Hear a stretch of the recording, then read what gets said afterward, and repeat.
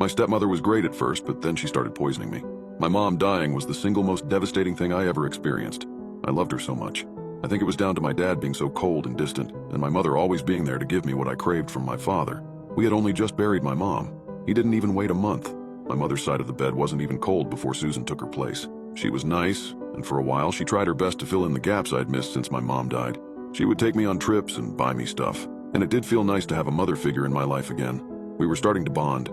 To be honest, if it wasn't for Susan, I would have been alone with my grief. My dad and I were never that close. He worked long hours, and even if he was at home, he was never interested in me. I always got the feeling he resented me. I loved him because he was my dad, but there was no real love there. It wasn't long after the honeymoon that Susan's behavior started to change. It started with my dog. Max was the cutest Jack Russell on the planet. My mother bought him for me when I was sick in the hospital one Christmas. It was to make up for me having to spend Christmas Day on a drip and being too sick to get out of the hospital bed.